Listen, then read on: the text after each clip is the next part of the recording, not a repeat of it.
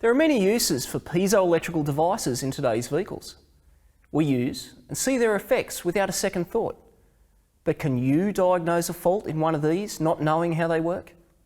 Let's take a closer look at piezoelectricity. There are all kinds of situations where we need to convert mechanical energy into electrical signals, or electrical signals into mechanical energy. We can do this with a piezoelectric transducer. A transducer is simply a device that converts small amounts of energy from one form to another, using the piezoelectrical effect. When a piezoelectric material is placed under mechanical stress, a shifting of the positive and negative charge centres in the material takes place. This creates a voltage potential across the material. One of the unique characteristics of the piezoelectric effect is that it's reversible, meaning when an electrical field is applied to the crystal structure, it will either stretch or compress, depending on the direction of current flow. Some places where we may experience the piezoelectric effect in a vehicle are diesel injectors, media system microphones, air conditioning pressure sensors, SRS crash sensors, engine NOx sensors, ESP multi-axis sensors and parking sensors.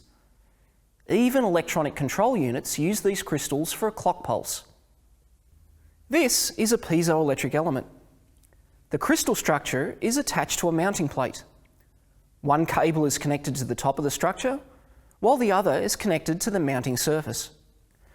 This enables us to measure the voltage potential across the crystal. When I apply pressure to the piezo element, a very small current flows due to the voltage produced. This is a little hard to see on the meter, but if I use the oscilloscope, you can see the produced voltage reflects the applied pressure. Here, we're using the piezoelectric effect for pressure sensing. To be of any use in an automotive environment, this signal must be amplified and conditioned before it can be processed by the ECM.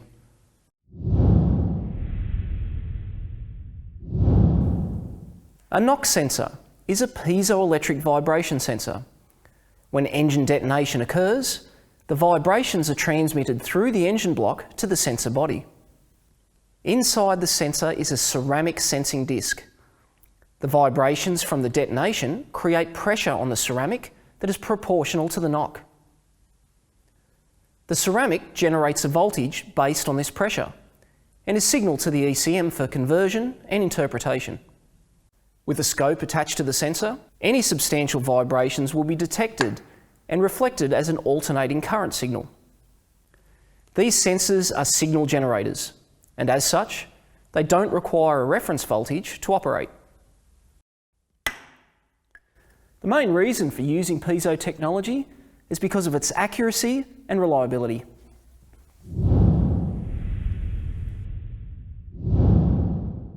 In this air conditioning pressure sensor, we were able to read very small changes in refrigerant pressure by amplifying the signal. A high and low reference is supplied from the ECM to the pressure sensor signal electronics. With refrigerant pressure acting on one side of the ceramic diaphragm, a small voltage proportional to the applied pressure is amplified by the conditioning circuit. This amplified signal can then be passed to either a pull-up or pull-down monitored circuit in the ECM.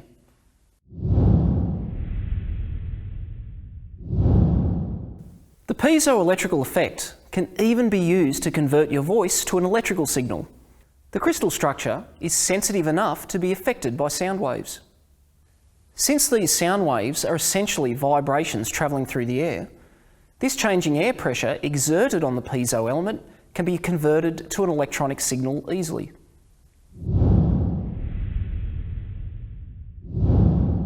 So far, we've looked at the piezoelectric effect used as a pressure or vibration sensing device. But it's also used as an output. Applying voltage to a piezo crystal structure will cause it to expand or contract dependent on the direction of current flow. By far, one of the most simple piezoelectric output devices is this buzzer. It's the same device I've been using as a sensor, but watch what happens as I apply a PWM control to it. The current flow causes the crystal to vibrate. At this frequency, these vibrations create sound waves.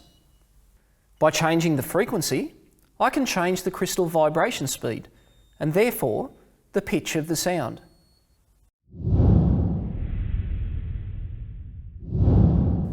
One of the many reasons advanced parking systems are so effective and accurate is because of the ultrasonic parking sensors used on the front and rear of the vehicle. In ultrasonic park sensors, a piezoelectric transducer converts electrical energy into extremely rapid mechanical vibrations.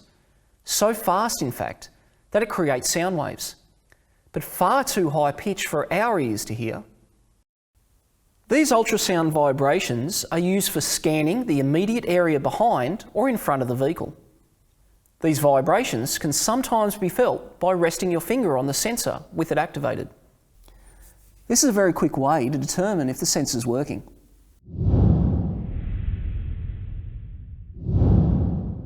Piezo valve injectors can operate approximately 4 times faster than a solenoid valve type. This allows more precise control of the injection phases and flexible control of the injection quantities. The control voltage of most piezo diesel injectors is between 100 and 200 volts. The piezo injector control differs slightly, as the current flow used to open the injector must be reversed in order to close it. This is done with bidirectional drivers within the ECM. A piezo injector element is only about 0.08 of a millimetre thick, and the change when voltage is applied is only about 0.15% of this. To achieve any usable travel for the injector valve, many piezo elements need to be joined together to form a piezo stack. We've just looked at some of the many types of piezoelectric devices used in today's vehicles. They are simple, efficient, and invaluable. Next time you're performing a repair, look around. How many of these devices can you see? Thanks for watching.